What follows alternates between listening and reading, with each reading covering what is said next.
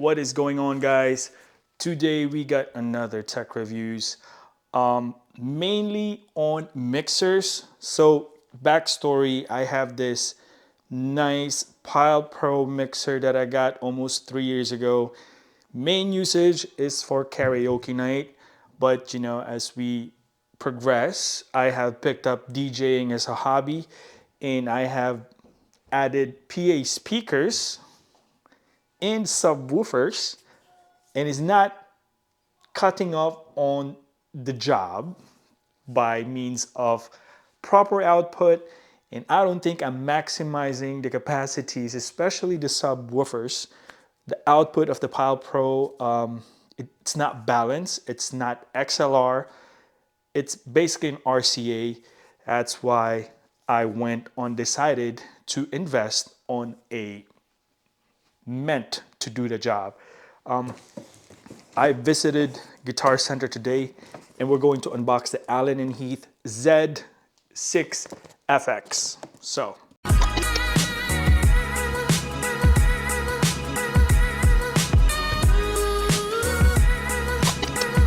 I was supposed to get the Harbinger LV 12 channel up around 169, but I caught this in the shelf here in my local Guitar Center. Shout out to that.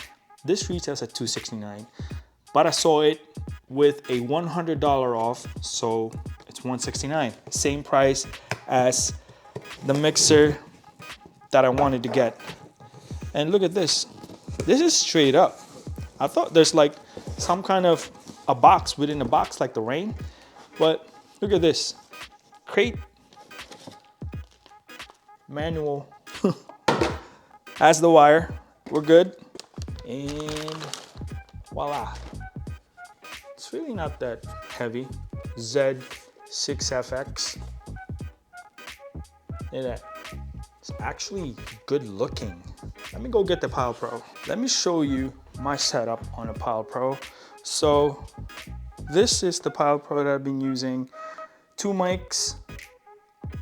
Main out is RCA, quarter inch to RCA on the PA speakers. That's the reason why I'd like to get a main XLR balance output to handle my subwoofers, the PA speakers, and my DJ controllers. Let's compare. Oh, okay. I can see a chunkiness difference here and a little bit of lengthy one. However, this is more of a metal, mostly all metal for the Pyle Pro. This is what I've been using. And this has metal surface on the top, but I can tell some plastic in the bottom. But you can see the thickness though. The ZED is thicker than the Pyle Pro. Once again, main purpose of this is for karaoke night and DJing that can handle a balanced output for the PA speakers and the subwoofers. So for the sake of comparison, I have my Pyle Pro here, the PMXU43 BT.5, so it's Bluetooth, and I don't need a wire for it. That's the one thing that the Ethan and Allen that doesn't have. So that's what we got here. And for testing purposes only, we're going to do the speaking, which is the video key.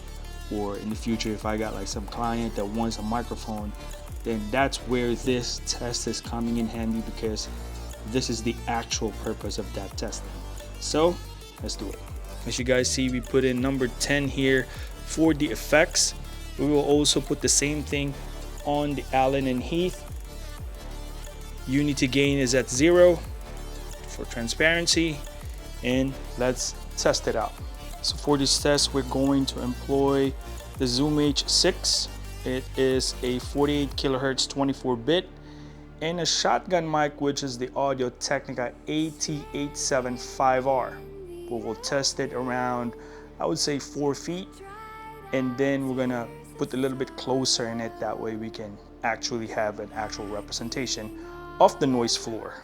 So what we have right now, this is the actual test of the Pyle Pro with the effects. You don't hear any hiss or noise after you speak. There's something in there. But we're going to take out the echo and let's check this out. And this is the Pyle Pro without any of that effects. You don't hear any hiss. You don't hear anything. The shotgun mic is still at around 4 feet. We did not move it at all.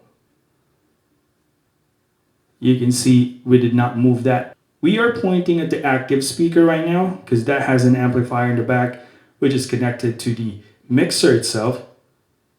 And let's see. And at least the shotgun mic right now, guys, is pointing at 1.5 or 1 foot away from the actual speaker. I would need to put down the gain to at least 3. A while ago, we're like 6.5. There is a noise, but it catch up. After that, I can hear a little bit feedback probably because there's my dynamic mic is like pointing towards that speaker right now, but there's a slight hiss after or some kind of something like that after I speak. This is once again the Pyle Pro without any filters. So this is going to be our current setup now, guys. What we have is we fired up the Allen Heath. Unity is 0, as you can see. We have initially have the delay and echo at 30 because it simulates the effect of the Pyle Pro, which is the number 10 on that end. What else do we have here? Yep, this is the typical gain volume that we put when we do video keys. The way I set it up, this is the output for the subwoofer. 2 microphones. This is the subwoofer. As you can see, the volume or the gain is at 0 dB and is connected to both passive speaker and the active speaker. So let's test it. What we have right now is the same setup as the other mixer. The AT875R is pointing around 2.5 feet. What we have also here is the same as the 1.5 foot or feet a while ago. What foot? A while ago when we used the test on the active speaker. This is going to be the Allen Heath. That is you can hear that shh. You cannot not tell that you can hear that. So we're at Unity 0. I'm gonna tone it down. The actual gain on the mic.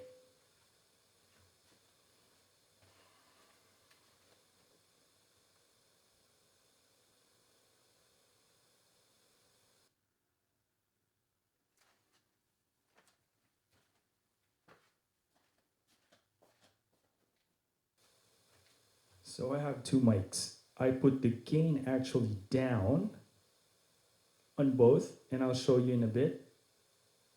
But without moving the actual shotgun, you can still hear it.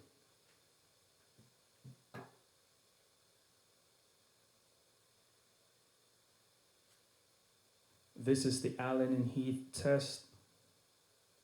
You can hear that hissing.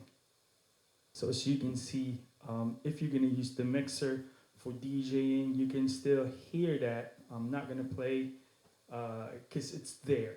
This is just plainly speaking voice to the mixer to the PA speaker. Subwoofer is on since it's the main driver to send the signal to both speakers. But just using it, you can hear that hiss.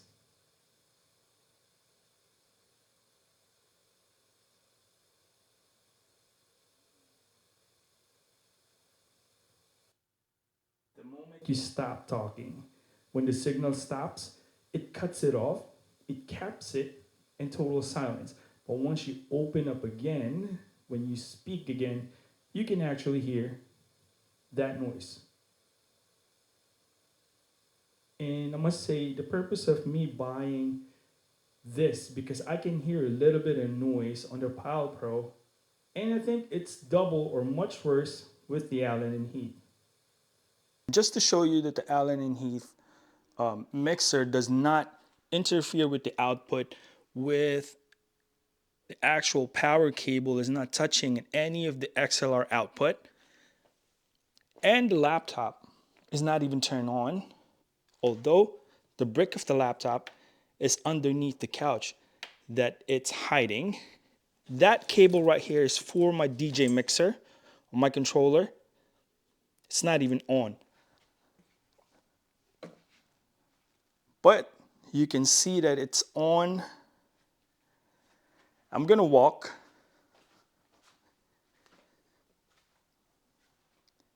I'm gonna start talking in here. You can hear the hiss.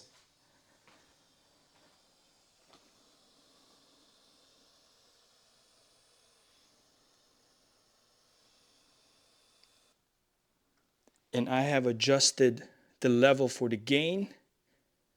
I'll put it down even more. Unity is not 0 anymore. I'll put it to -10. You'll see. Check sound check, test mic. Check test mic 1 2 3.